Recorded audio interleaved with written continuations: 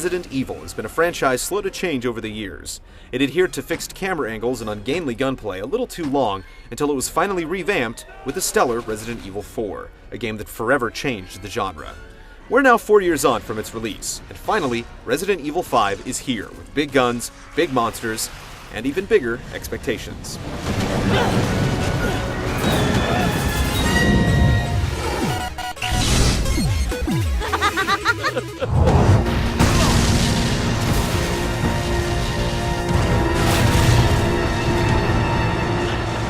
Resident Evil 4 took us through the dank forests and villages of Spain as Leon Kennedy attempted to find the president's daughter, but the fifth installment only loosely relates to it. This time, Chris Redfield heads to Kijuju in West Africa after reports surface of the same virus that Leon tackled in Spain breaking out among the villagers. While the first 4 games in the series really left the militaristic motivations of Umbrella and other organizations meddling with the TNG viruses as an undertone, it's the driving force here. It's all about terrorism using biological weapons, and the macabre is really an afterthought. One thing the story does well is wrapping everything up. If you don't know Las Plagas from the T. Veronica virus, you'll find yourself lost at times, but just about every conceivable loose end left dangling throughout the series is tied up. The cast is comprised of just a handful of characters, so it's easy to follow the immediate plot, but the story's big secret twist is way too obvious. Yet the people involved are interesting, and the mysteries behind Wesker and Jill Valentine will keep series vets plugged in. It's more an action movie with big monsters, questionable writing, and plenty of plot holes, but it's enjoyable and satisfying if you turn your mind off. We were at the port when we were attacked, and then, well, I ended up here.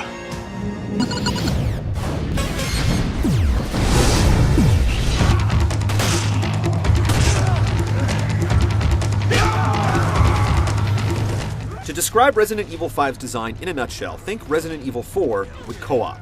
While there were sections where you fought alongside comrades in RE4, this time, a friend can jump in at any time either locally or online and play as new sidekick Sheva Alomar.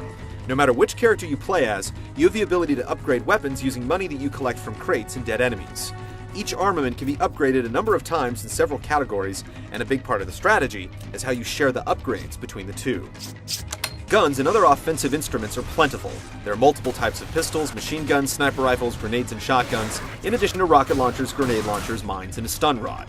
There's nothing especially inventive about any of the weapons, and a lot of the more interesting guns are used specifically for some encounters and never used again. While storage boxes are not a part of the game, this is remedied by swapping weapons and items between the inventory of Chris and Sheva. While playing with a friend, it's not a big deal, but the computer AI lacks the intelligence to manage inventory, which means you'll spend a lot of time combining items in both inventories, trying to clear space for new additions. The majority of the levels are linear, with multiple checkpoints and save points fairly spread throughout. You can break off the beaten path to score hidden items and herbs, and there are a few cases where you can tackle a set of objectives in whatever order you choose before moving on. Otherwise, your goal and the way to go are always clearly defined thanks to a minimap. The rest of the experience is rounded out by puzzles that are insultingly simple, context-sensitive moments, and plenty of epic boss fights with some seriously nasty creatures. The campaign will take most players around a dozen hours to complete, making it much shorter than the last game in the series.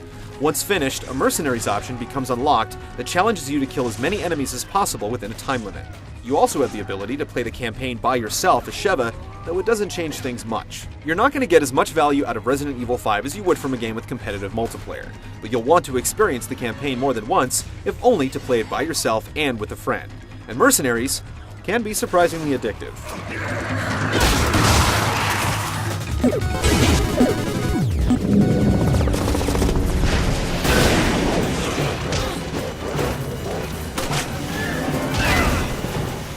Resident Evil 4 perfected the over-the-shoulder shooting view, and then other games implemented free movement to complement it. Resident Evil 5 sticks to its guns, forcing you to stand still while firing. The result is a game that's heavy on intensity, but a little clunky. The enemies are not slumbering zombies just waiting to get their heads taken off. They will run, navigate the environment, and otherwise act like intelligent beings with anger management issues. Well, to a point. The enemy AI has been programmed with the control limitations in mind, so expect them to rush at you only to stop at the last minute and enter an animation routine, giving you time to deliver a few well-placed shots. It's not particularly realistic, but otherwise, it would be impossible. When a handful of crazed creatures swarm, it can become too much to handle. There's no shame in running away, and eventually it becomes a crutch that you'll abuse over and over. Since so few enemies can run as fast as Chris or Sheva, you can simply sprint away, spin around, and shoot until they get close. Then you repeat the whole process until all the enemies are dead. While it may seem like a game breaker, it's still extremely hectic and mentally taxing. In what seems like a concession to the control's limitations, you'll run across a lot of context-sensitive cover points later in the game, which only makes us wonder why a full cover system wasn't included from the get-go. Inventory management is no longer done inside a safe menu system away from the game. Instead, you have to combine herbs, take them, or shuffle items while the game is still live.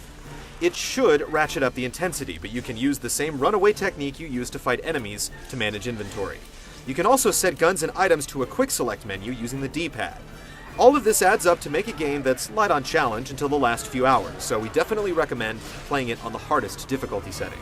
When you do die or load a save, you're presented with the option to buy weapons or items, upgrade guns, or manage inventory before heading off to survive. There are two different stories where the gameplay is concerned. There's playing by yourself and playing with another human being. The two experiences are like night and day. Playing by yourself and allowing the computer to control Sheva is frustrating and needlessly complex. Swapping items between the two is a pain because she's not smart enough to combine things to free up inventory space. If you drop something, it disappears. If your inventory is full, you can't pick up an herb and heal yourself or load a clip into an empty gun. It doesn't make a lick of sense, but if you're playing with another human, these issues are non-existent. The rest of the cooperative play is relegated to pressing a button to perform boost jumps, and a few instances where the two separate and you have to cover your partner. Sheva will unload all her ammo in short order, and the two commands that you can give her don't change things much, so managing her inventory is just as important as watching yours. The context-sensitive moments have been toned down significantly when compared to RE4, so much so that it can be hard to see them coming. There's several instances where you take control of turrets, but otherwise, the majority of your time is spent with gun in hand and infected rushing in, so it's a good thing that the aiming is easy to pick up and master. There's not a whole lot that's groundbreaking in Resident Evil 5's gameplay, but it's the pacing that makes it completely irresistible. The entire game is one set-piece moment after another. There's absolutely no downtime or sections of the game where you grow weary and want to stop. It has its issues, but when you're going about your day and you just can't wait to play it again, to see what lies around the next corner, the problems seem petty.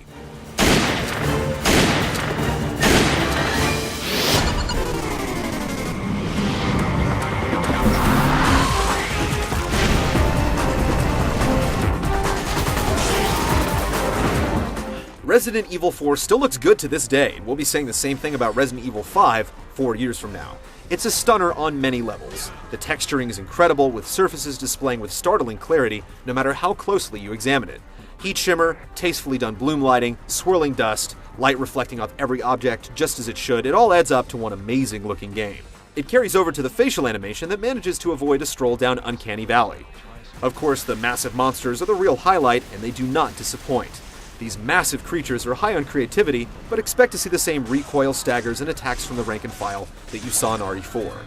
While the cinemas are pre-recorded using the in-game engine, the angles are intelligently selected, and some of the fight choreography would make John Woo jealous. There are some strange loading screens before some of the bigger cinemas, but otherwise, the visuals are absolutely incredible. Voice acting is all over the place. Some characters are completely overdone, while others manage to hit all the right notes and tones. Chris, look around. We should both get the hell out of here. I'm not here just for the mission. What are you talking about? The writing is the main culprit, yet fans of the series will appreciate the campy element. The music is great as it strikes up when the enemies are around the corner, providing an excellent sense of foreboding. Overall, the presentation is excellent.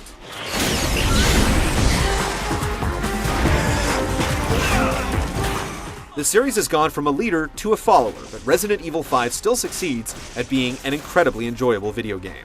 You'll get a lot more out of it than you do from typical games with no competitive multiplayer, and while played cooperatively, it really sings. It's lost a lot of what has made the franchise a pins and needles experience, but that sense of dread has been replaced with pure action that's hard to match.